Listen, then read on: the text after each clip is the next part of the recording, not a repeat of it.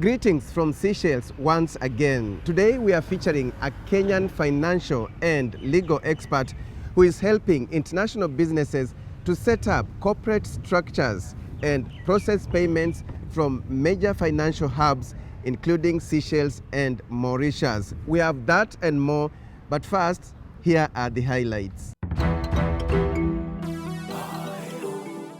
When I started in 2013, I was my own messenger and I was my own secretary and my own everything. I just went hard, really hard in marketing and started getting clients, and then we grew from there and became the Valsen fiduciaries that we are today. Abroad is not everything. I believe you should be able to succeed wherever you are.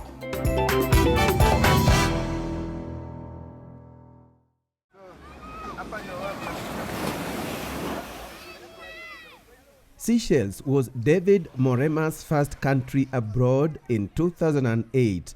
He had graduated from Moy University in 2007 with a Bachelor of Business Management specializing in accounting option. Immediately after graduation, I got a job in Nairobi as an internal auditor for a small firm. It was an educational institution. I worked there for a couple of months, then got the opportunity to move to Seychelles. I moved to Seychelles to come here as a lecturer.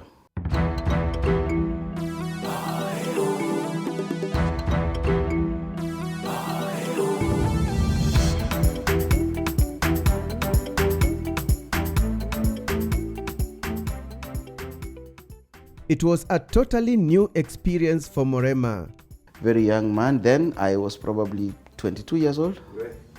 Yeah, and I came, and the following day it was a Thursday, I remember I had to go for my first lesson, management accounting, to teach adults actually who were pursuing their ACCA program. ACAA in full is the Association of Certified Chartered Accountants. That's how my journey started. So I got here, started lecturing, then a couple of weeks later, I believe they saw my potential. They then requested if I could head the ACCA program itself, and I took on the challenge. We did a lot of work to prepare the students and get them ready to study for professional qualifications, which then gave them very, very good chance to pass the exams, which are usually not very easy exams. But just how did the old boy of Nyambaria Boys High School in Kisii get the job in Seychelles? How I got the opportunity to come to the Seychelles was while I was working as an auditor for DALC Education, I also helped out at Strathmore University with a few chores like marking exams or invigilating exams, just small casual contractual duties. And an opportunity came up because Strathmore University at the time had a very close relationship with the Seychelles Institute of Management. And they used to send lecturers down for block release, like to train the students just before exams, like a month before exams. And they would send lecturers down here. So after some time, the SIM then decided they wanted their full-time staff, and they requested Strathmore if they could get them at least 2 or 3 full-time, fully qualified accountants. I was fortunate at the time. I had completed my CPAK along with my bachelor's in accounting. I applied for the job, did the interview, and was fortunate to get the job.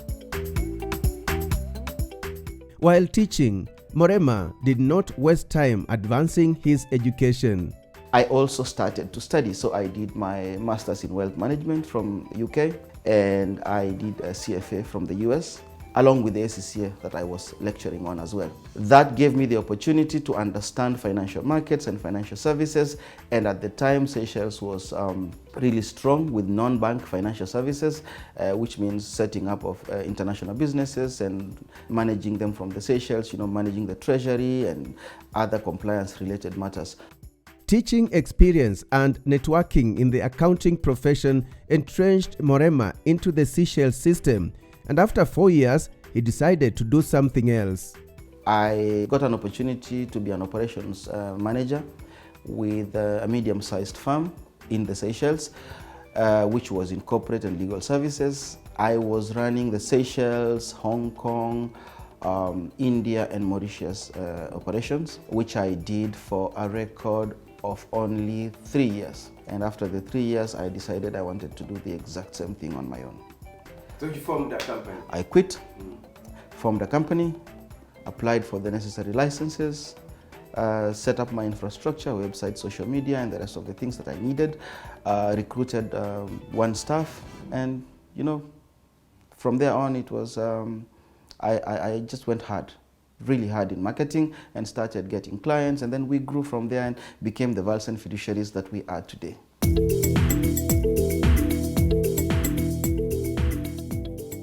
A fiduciary is a person or an organization that acts on behalf of another person or persons, and that is what Morema's business is all about. We specialize mainly on licensed financial services firms. Those are our clients. So for example, an insurance firm, a banking institution, a securities dealer, a forex brokerage, investment advisory firm, a gaming company. All of these entities are in the financial services sector. They need to be regulated, and for them to be regulated, Anywhere in the world. Anywhere in the world, they have to be regulated. And that regulation has got a whole lot of laws and regulations that have to be followed. We have specialized in understanding forwards and backwards those laws, not only in Seychelles, but all the other financial centers in the world. That includes Singapore, Hong Kong, Cayman Islands, Bahamas, BVI, name them, Mauritius, all of them. Yeah, our offices are based here in the Seychelles. We have large offices in Mauritius. We have our back office in Kenya, and we have offices in Singapore as well.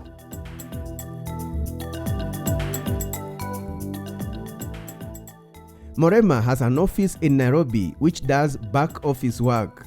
So we will set up the company, set up the banking infrastructure, put together the application for their license, obtain the license, recruit the staffing required in the country. Let's assume it's supposed to be a Bahamas insurance firm. We will recruit all the staff required in the Bahamas and have the office in place and fully running.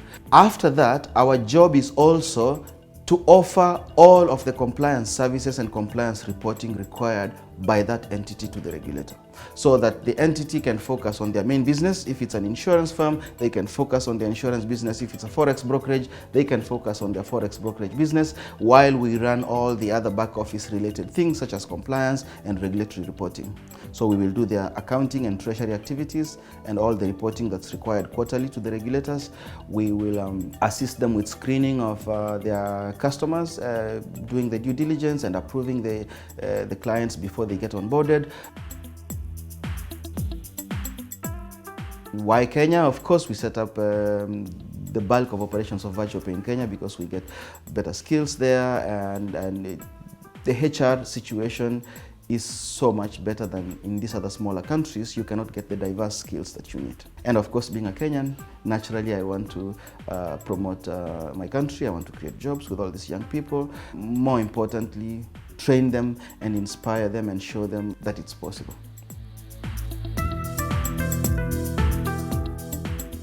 Morema is a go-getter. He dares the business world. He has another company known as VirtualPay. VirtualPay is a technology company that specializes in providing a secure payment gateway through Visa, MasterCard, and mobile money in several countries in Africa. So for Visa and MasterCard, of course, we do it globally. For mobile money, we offer in most of the countries that have mobile money in Africa at the moment. We have Kenya, Uganda, Tanzania, Zambia, Nigeria, Ghana, Rwanda, the whole lot.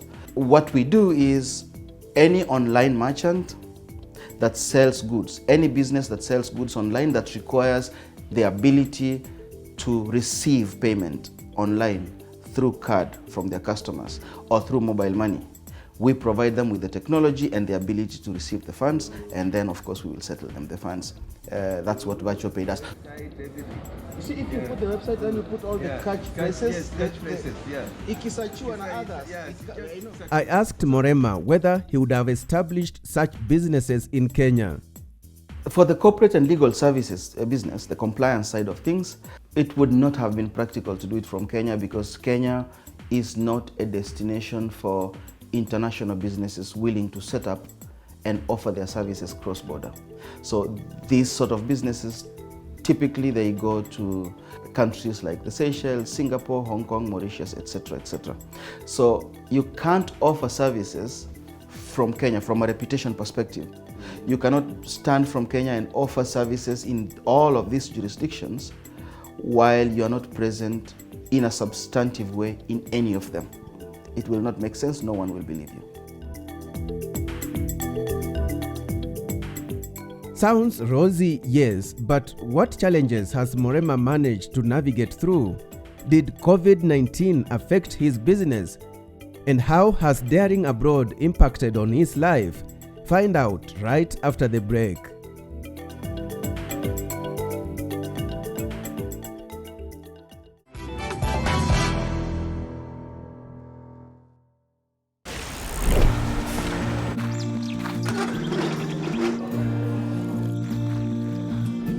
At World Remit, we understand what the journey is about, how it can sometimes take a little distance to bring us a little closer together.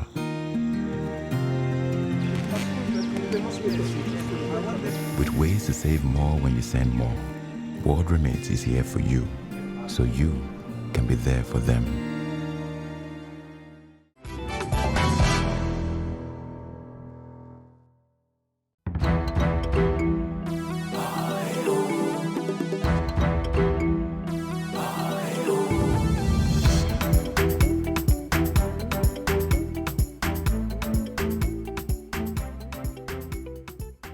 Welcome back. We are still in Seychelles. We are featuring David Morema, a Kenyan financial and legal expert who is helping international businesses to set up corporate structures and process payments from major financial hubs including Seychelles and Mauritius. And this is what running a business abroad has taught him. I have learned that to start a business and run it successfully, you need to almost give your soul. When I started in 2013, I was alone. It was myself and one staff that I recruited. God bless her. Her and I worked so hard in a very small office. And it was hard to do everything, to do marketing, then you do your sales, and then once you close the lead, then put together the work, you have to execute the work yourself. And then you have to do messenger work. Like I remember I would have to drive around to the regulator to drop letters, go to the post office, go to the banks to pick things. I was my own messenger, and I was my own secretary and my own everything. So that was, yes, that was very, very, very difficult. But of course, as we grew, we recruited more staff. And over time, I learned how to let go. That was difficult because then you're not able to trust anyone else who comes in because you feel you're the only one who can do it better. But I learned how to let go and let my staff make their mistakes, learn from them, and I developed a very strong team from then on. This is the biggest lesson I think I've learned. Aside from, of course, that there's always competition, and you must stay alert at all times and avoid confrontation. It's not good for business. Morema's warning to those yearning to do business in this part of the world is that shortcuts will land you in trouble. Be honest. Do not do any dodgy things. Especially in the financial services sector, it's a very risky area of business. There are money laundering issues, there are so many other tax issues, and there are so many other areas, pitfalls that you could fall prey to if you're not careful. So number one is to really, really be vigilant, to be absolutely honest in your business and a person of integrity. Follow the law. That's more important than anything else. Follow the law. You will not get into trouble with anyone if you follow the law. No shortcuts. If you try to do shortcuts and you want to get rich quick, you want to cut deals, then of course it's going to catch up with you. And when it does, it's going to be painful. What I've learned here in the Seychelles, and I started the Mauritius operation about 4 years ago, and it's grown into a big operation. Same lesson there. Toe your line, be honest with your clients, with the regulator, with the authorities, with everyone, and you'll be fine.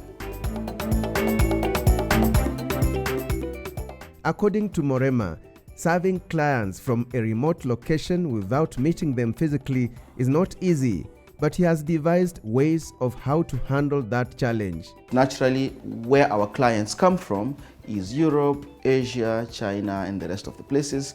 They generally don't travel much. They will meet the professionals that they trust in their circle. It could be a lawyer, it could be their auditor. That's the person who will approach us and ask us for services on behalf of their clients. We then realized that this model was very challenging because A, we don't get the opportunity to really know the end client very well, which is something required by law. And B, of course, then your pricing will have to be much lower because someone is marking up on your price. And you do not have control on the relationship. So that was a very big challenge in the first 2 years. And as soon as we made a bit of money, I made a conscious, deliberate effort to start traveling to meet our clients. So we started going on road shows, 2016, 17 and 18 before COVID, even 19, I remember we did a lot of road shows, even with the regulator in Seychelles. I remember speaking in a couple of venues in Shanghai, in Hong Kong. We've gone to Cyprus. How has COVID affected you as a business person and how have you handled it? So COVID has affected travel. Therefore, we are not able to travel as much as we could before to meet our clients. And even if we did, probably the clients themselves are a bit nervous or there's restrictions in their countries. Meeting clients face to face has been a challenge. However, most of the clients understand, and because they are already our clients, we are able to collaborate over electronic media and service that. But I would not say that our business dipped during COVID. None of our businesses dipped. The fiduciaries part of the business continued steady throughout 2020 and even now. The technology business actually did better. In fact, we saw a very big spike because then there was this rush of everyone wanting to sell online, and we were able to take on all of these clients. And our core part of the clients in terms of the payment processing, they did not see a dip in their business, because their business was largely already online based anyway. So whether COVID was there or not, they were going to continue doing their business. What would you tell people who are watching you and they believe they start feeling bad where they are, they could have done better if they were abroad like you? Is abroad everything? So you can succeed anywhere in the world? No, abroad is not everything. I believe you should be able to succeed wherever you are. You should be able to achieve a decent amount of success wherever you are, irrespective of the circumstances in the place where you are. However, obviously, some geographical locations or jurisdictions are going to be better for certain businesses. So for example, in my case, a fiduciary business was not exactly a natural business to start in Kenya.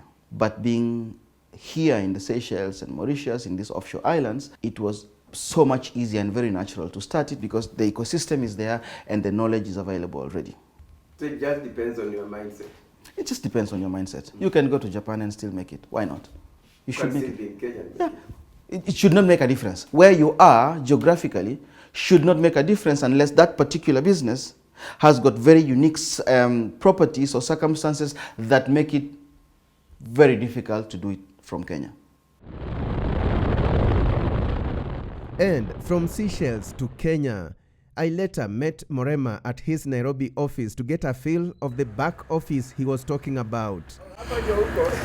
Karibu sana, Mr. Chamwada. Ulitoka Seychelles lini? I came on Friday. Yeah. This is our Nairobi baridi. It's very cold, as you can see. It's very, very different from the environment we had last week. Afadhali.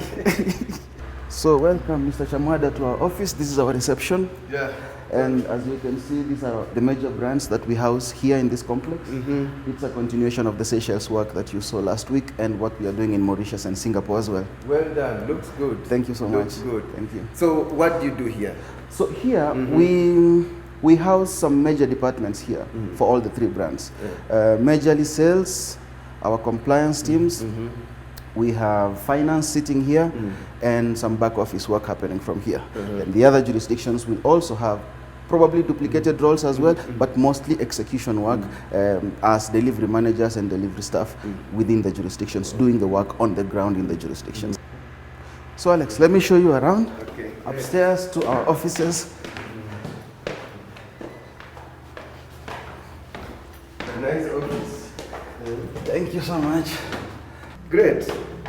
So this is where our management sits and our boardroom is here. Yeah. So we hold our meetings and this is my office. Welcome in. Asante. Yeah. Karibu sana, Alex. Have a seat, please. This is my office. I spend a bit of time here, so I'll be here maybe for a week or two before I move on to Mauritius, actually. Okay. So you'll be going to Seychelles or Mauritius? No, I'll be going to Mauritius this time. Mauritius first, I need to visit the office there and look after some stuff. Unfortunately, we have to, when you're running international business, servicing international clients, you will have to travel. Even during COVID now, we still have to travel and meet clients. Great. Remember, we began David Morema's story in Seychelles, and we are winding it up here at his Nairobi office. Indeed, he is enjoying the fruits of daring abroad, home and away. Now, before I say bye-bye, allow me to give special recognition to my former high school principal, Mwalimu Ijait Aluku, that is St. Peter's Mumias High School. I was there between 1987 and 1990, and he used to encourage me, Alex, work hard and dare the world. And I've indeed dared the world. So recently, my fellow old boys and I visited him at his Lugari home to just say thank you for mentoring us. And I leave you with the following images from that visit. This is a great day. We began a journey, and I think we've covered lots of ground.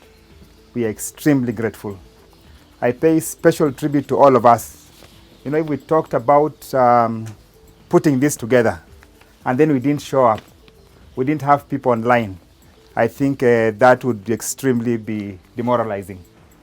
But then when I look at each one of you, I have very fresh memories. There is this man who has grown very fat at the back. You know, I was seeing his cheeks. I said, where are these cheeks from? Who's this? But now, you know, it is coming back. You know, you people are coming back in your youthful state. My Jimbo has been here. You know, I was looking at this old man. But now it's all refreshing. When he talks about his monkeys, it's a whole, it's all environment that really moves my heart in a very special way.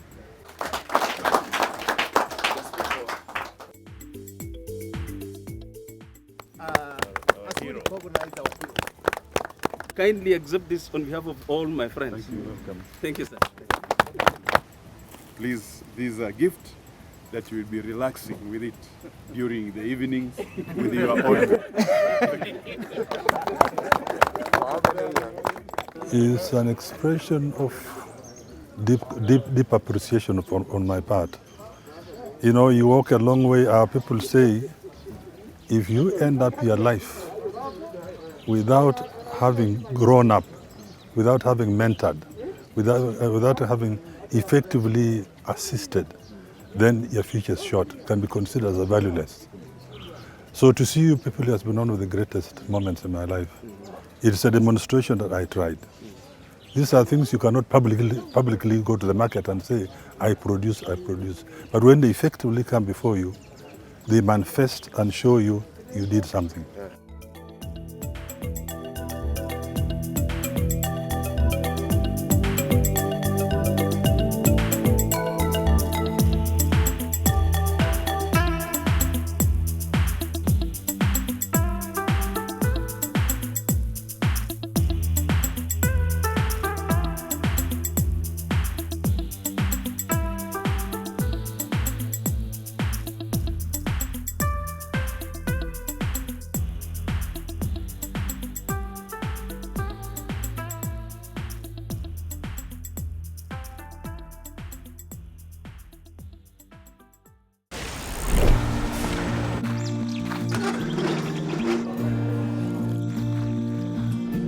At World Remit, we understand what the journey is about, how it can sometimes take a little distance to bring us a little closer together.